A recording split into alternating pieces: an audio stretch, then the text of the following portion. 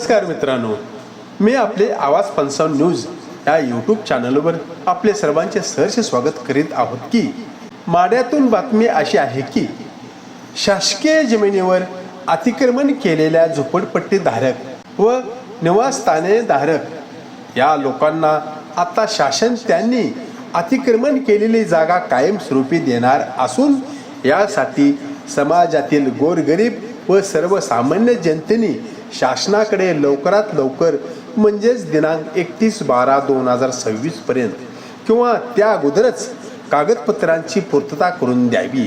यासाठीची माहिती सर्वसामान्य व गोरगरीब जनतेला लवकरात लवकर नीटपणे माहिती होत नाही, तसेच कागदपत्रांची पूर्तता त्यांच्याकडून वेळेत होत नाही। त्यामुळे अशा गोरगरीब व सर्वसामान्य जनतेला प्रत्यक्ष कागदपत्रांची माहिती व्हावी व त्यांचे कागदपत्रामध्ये काही त्रुटी राहू नयेत म्हणून माड्यातील एक सामाजिक कार्यकर्ते व भारतीय जनता पार्टीचे कार्यकर्ते व माडा नगर पंचायतीचे नगरसेवक माननीय दिनेश गाडेकर साहेब यांनी त्यांचे वार्डामधील श्री रामनगर येथे गणपती मंदिरात प्रत्यक्षात शिबिराचे आयोजन केलेले होते।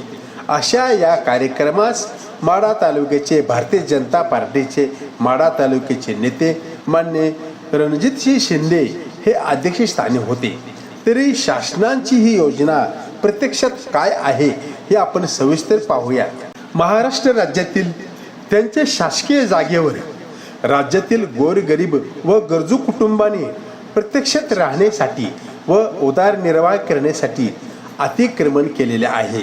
अशा लोकांना शासनाच्या अशा जागेवरून हलवणे शक्य नसल्यामुळे महाराष्ट्र शासनाने राज्यातील गोरगरीब व गरजू कुटुंबाच्या निवासस्थानाचा प्रश्न निकाली काढण्यासाठी महाराष्ट्र जमीन महसूल संहिता 1966 कलम 40 कलम 51 कलम 64 मधील अधिकारांचा वापर करून महाराष्ट्र जमीन महसूल सरकारी जमिनीची विल्हेवाट करण्यासाठी नियम क्रमांक 1971 मधील नियम 43 व 43 अ प्रमाणे फक्त केवळ निवासी प्रयोजनासाठी झालेली अतिक्रमणे नियमित करण्याचा निर्णय महाराष्ट्र शासनाने घेतलेला आहे व त्याबाबतची अट अशी आहे की दिनांक 1/1/2011 पूर्वी किंवा 2011 पर्यंत ज्या लोकांनी शासनाच्या जमिनीवर अतिक्रमण केलेले आहे अशा लोकांना ही सवलत मिळणार आहे। अशा लोकांना सदरच्या राहत्या व कब्जातील जागा प्रत्यक्षात त्यांनाच देऊन टाकणे हा निर्णय दिनांक 25/3/2026 रोजी झालेला आहे। यासाठीचे महत्त्वाचे पाऊल राज्य सरकारने उचलले आहे। तसेच खोलात जाऊन या योजनेचा नीट अभ्यास केला तर ज्या एका कुटुंबाने 500 चौरस मीटर ते 1500 चौरस मीटर पर्यंत शासनाचे जागेवर अतिक्रमण केलेले आहे त्यांनाच हा लाभ मिळणार आहे। त्यामुळे 1500 म्हणजे 1500 चौरस मीटरचे वरील लोकांना शर्तभंग म्हणून समजले जाईल। त्यामुळे या योजनेचा लाभ त्यांना मिळणार नाही, पण त्यांना 1500 म्हणजेच 1500 चौरस मीटर जागा सोडून बाकीची जागा त्यांना पुन्हा सरकारला सोडावी लागणार आहे। तसेच 500 चौरस मीटर पर्यंत सदरची जागा ही अतिक्रमण लाभार्थींना फुकट मिळणार असून 500 चौरस मीटरच्या पुढील 1000 चौरस मीटर पर्यंत अतिक्रमण झालेल्या व केलेल्या जागेसाठी शासन बाजार मूल्याच्या 10% रक्कम लाभार्थीकडून शासन घेणार आहे।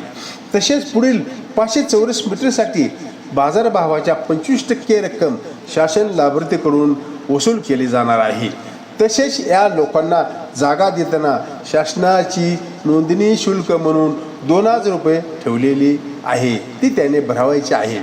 तसेच असा गोरगरिबांसाठीचा योग्य निर्णय शासनाने जरी घेतलेला असला तरी पण ज्या लोकांनी नदी नाले सार्वजनिक रस्ते वने धोकादायक क्षेत्रे महामार्ग विद्युत वाहिन्या खालील जागा निस्तर हक्कासाठीच्या राखून ठेवलेल्या जागा जमिनी स्मशानभूमी शाळेचे मैदान सार्वजनिक व्यवस्थेसाठीच्या जागा म्हणजेच बाजार पटांगण या शासकीय जागा तसेच ग्रामपंचायत व नगरपालिका नगर परिषद तसेच महानगरपालिका यांचे अशा जागा सोडूनच शासनाने निर्णय घेतलेला आहे।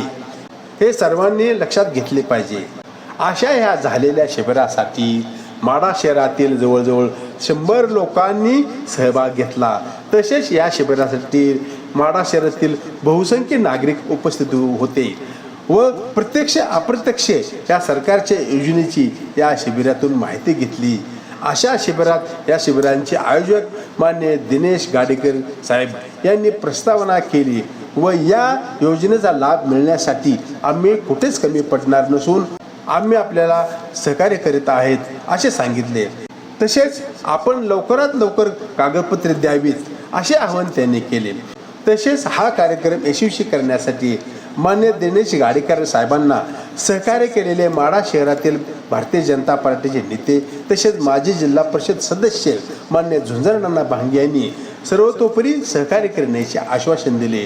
तसेच या कार्यक्रमाला भारतीय जनता पार्टीच्या नगरसेविका मान्य संजीवनीताई भांगे, मान्य अनिकेत चौरे, मान्य नगरसेवक राजू गोटे, तसेच समर्थ भांगे, संतोष पाडोळे, औदुंबर चौरे, क्रांती पाटील, राजेंद्र भांगे, शहाजीनाना चौरे असे अनेक कार्यकर्ते या कार्यक्रमाला उपस्थित होते. तसेच सामाजिक कार्यकर्ते व संभाजी ब्रिगेडचे मान्य दिनेश जगदाळे साहेब हेही हजर होते.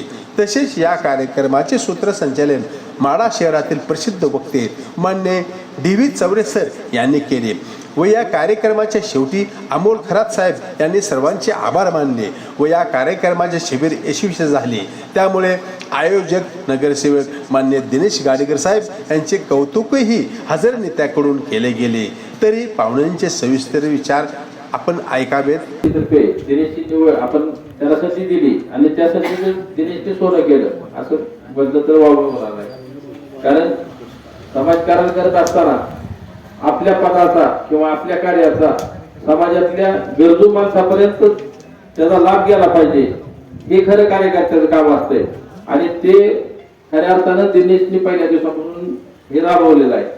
आणि माझी या निमित्तानं सर्वच कार्यकर्त्यांना विनंती राहील की आपण सर्वांनी आता शासकीय योजना अनेक येतात परंतु सर्वसामान्य माणसापर्यंत त्याची माहिती नसते आणि शासकीय योजना ज्या आहेत त्या काय माघारी जात नसतात, कुठं तर जातात, परंतु त्या योजना आपल्या गावातील नागरिकांना गरजू नागरिकांना देणं हे आपलं कर्तव्य आहे. त्यांना आपण दिलं पाहिजे आणि खरं आपण ते काम ज्यावेळेला करेल त्यावेळेला आपल्या समाजसेवेला अर्थ राहणार आहे. तर या निमित्तानं आपण सर्वजण हे करूयात. दिनेशने यापूर्वी 2 शिबिरं ठेवली होती, एक बालसंगोपन, त्यातल्या काही मुलांना अनुदान चालू झालं. नंतर अपंगांना धंद्यासाठी अनुदान तेही फॉर्म भरले, त्याचाही पाठपुरावा चालू आहे. आणि हे शिबिर नुसतं घेऊन आपण थांबत नाही तर त्याचा पाठपुरावा करतो. आता फॉर्म भरून घेतले जातील आणि याची मंजुरी मुंबईला आहे. आता इथं मुख्याधिकाऱ्याकडे अर्ज झाला आहे, इथून मंजूर आपले दोन्ही नगरसेवक आमच्या संजीवनीताई आणि गोटे इथं आपल्याला मदत करतील आणि सोलापूरला आणि मुंबईला बाया आहेत.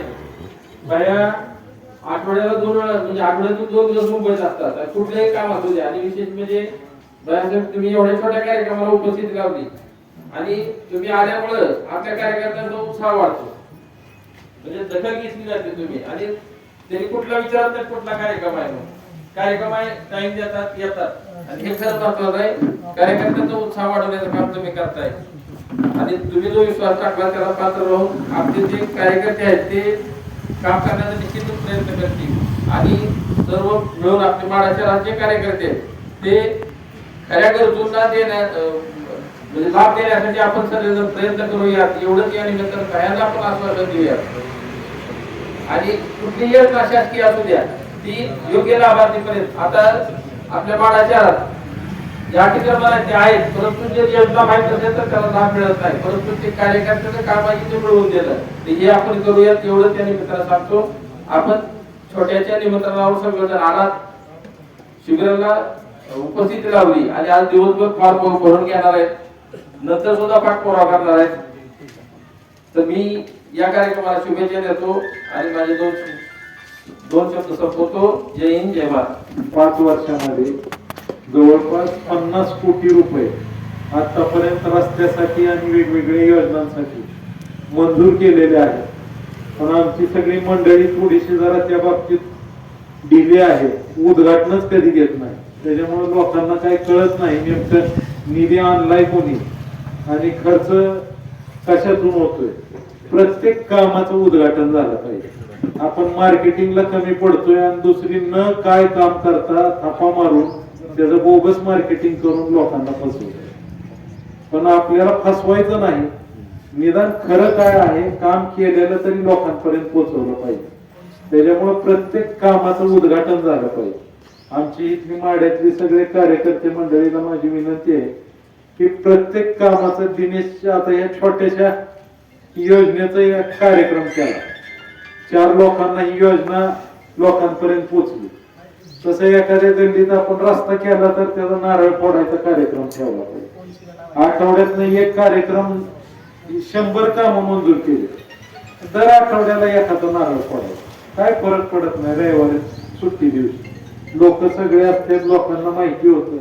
50 कोटी रुपये देऊन सुद्धा माड्यात माहित आहे का नाही मला माहित नाही. आता हे कार्यक्रम झाले तर लोकांना कळतं आपण एवढा भरीव निधी दिलेला आहे माड्यासाठी. अजूनही आपण काम करतो, पण तरी सुद्धा अनेक वेगवेगळ्या मनोरंजनाच्या कार्यक्रमाला माणसं बळी पडतात आणि विकासाला मात्र दुर्लक्ष करतो. तरी सुद्धा आपण सातत्याने ही कामं करत बसतो. त्या कामाची जाहिरात होणं गरजेचं आहे. प्रत्येक काम लोकांपर्यंत केलेलं सांगणं गरजेचं आहे, पोहोचवणं गरजेचं आहे. आज या छोट्याशा शिबिराच्या निमित्ताने या ठिकाणी उपस्थित असणाऱ्या अनेक लोकांचे ज्या अडचणी आहेत त्यातली काही मंडळी आलेली आहेत. काही जणांना कामाच्या निमित्ताने कोण मजुरीनं कुठं कामाला जात असेल त्या या ठिकाणी उपस्थित नसतील. त्या लोकांपर्यंत आपण सगळ्या मंडळीनं बरोबर जाऊन या योजनेची माहिती देऊन त्याचं अतिक्रमण कायम करून त्याला घरकुल मिळवून देण्यासाठी आपण सगळ्यांनी प्रयत्न करावे. एवढेच या निमित्ताने सगळ्यांना विनंती करतो. आजच्या या कार्यक्रमासाठी बोलवल्याबद्दल संयोजकाचे मनापासून आभार मानतो आणि जिथं जिथं अडचणी त्या ठिकाणी 100% पालकमंत्र्यांच्या मदतीनं जिथं जिथं गरज भासेल त्या ठिकाणी आम्ही 100% सगळ्या कामांना मदत करू. एवढंच या ठिकाणी सर्वांना आश्वस्त करून माझे 2 शब्द संपवतो. जय हिंद, जय महाराष्ट्र.